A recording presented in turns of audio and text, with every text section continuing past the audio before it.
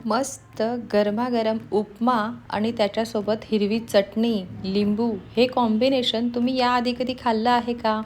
नसेल खाल्लं तर ही रेसिपी तुमच्यासाठी. इथे मी उपम्याची आणि हिरव्या चटणीची तयारी करून घेतली आहे. हिरवी चटणी करून घेण्यासाठी मी इथे अर्धा वाटी खोबरं किसून घेतलं आहे, अर्धा वाटी शेंगदाणे, 1 हिरवी मिरची, कोथिंबीर, 2 लसणाच्या पाकळ्या, चवीनुसार मीठ आणि अर्धा चमचा साखर घालून याची चटणी मिक्सरला वाटून घेतली. ती वाटत असताना मी त्यात पाणी घातलं होतं.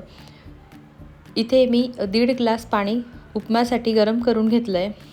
नंतर आपल्याला चटणीला फोडणी देऊन घ्यायची आहे, म्हणून इथे कढई तापत ठेवली. त्यात मी अर्धा पळी तेल घातलं, मोहरी घातलं, कढीपत्ता घातला आणि चटणीला फोडणी देऊन घेतली. इथे आपली चटणी तर रेडी झाली आहे. आता आपण लगेचच उपमा करून घेऊ. उपमा करून घेण्यासाठी मी इथे एक मोठा पळी तेल घातलं. तेलामध्ये शेंगदाणे छान तळून घेतले. हे तळलेले शेंगदाणे मी एका प्लेटमध्ये काढून घेतले. नंतर याच तेलामध्ये मी उडदाची डाळ पण छान खरपूस ब्राऊन कलरची होईपर्यंत परतवून घेते. लगेचच त्यात कढीपत्ता, जिरे, मोहरी ॲड करते आणि हिरवी मिरची आणि कांदा घालून घेते. हिरवी मिरची आणि कांदा लवकर परतण्यासाठी मी यात मीठ ॲड करते. आता मी यात टोमॅटो ॲड केलं नाही. टोमॅटोला पाणी सुटतं, त्यामुळे कांदा कच्चाच राहतो, म्हणून मी कांदा पूर्ण परतून झाल्यानंतर मग मी टोमॅटो ॲड करते. आता मीठ टाकल्यामुळे कांदा लगेच परतेल. तुम्हाला दिसेलच असं तेल सुटलं की आपला कांदा छान परतला आहे, त्याचा गुलाबी रंग आला आहे. आता इथे मी टोमॅटो ॲड करते. टोमॅटो पण 1 ते 2 मिनटं आपल्याला तेलात छान परतून घ्यायचे आहेत. टोमॅटो छान परतून झाले, ते पण असे गळायला लागतात, त्याचं पण तेल सुटायला लागतं. मग या स्टेजला आपल्याला 1 वाटी भाजलेला रवा यात ॲड करायचा आहे. रवा जरी भाजलेला असेल तरी देखील आपल्याला तो या मिश्रणात 5 ते 7 मिनटं परतून घ्यायचा आहे. जसं आपण शिऱ्यासाठी रवा भाजतो तसाच आपल्याला उपम्यासाठी रवा भाजून घ्यायचा आहे. बघू शकता तुम्ही, रव्याचा एक एक दाणा असा मोकळा होईपर्यंत आपल्याला रवा मी जवळजवळ 7 मिनटं त्या मिश्रणात भाजून घेतला. त्याला कंटिन्यू परतवून घेते आहे आणि इथे गॅसचं फ्लेम बारीकच ठेवायचं आहे.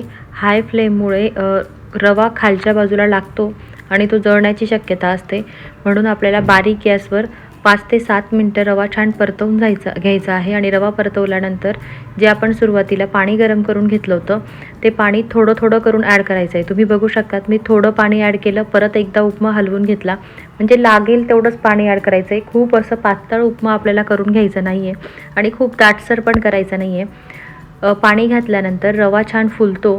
नंतर त्याची वाफ काढून घेतल्यानंतर तो अजून फुलतो. तुम्हाला पुढे दिसेलच. आता मी उपमा असा पूर्ण कढईला पसरवून घेते आणि त्यात 1 चमचा साखर ॲड करते.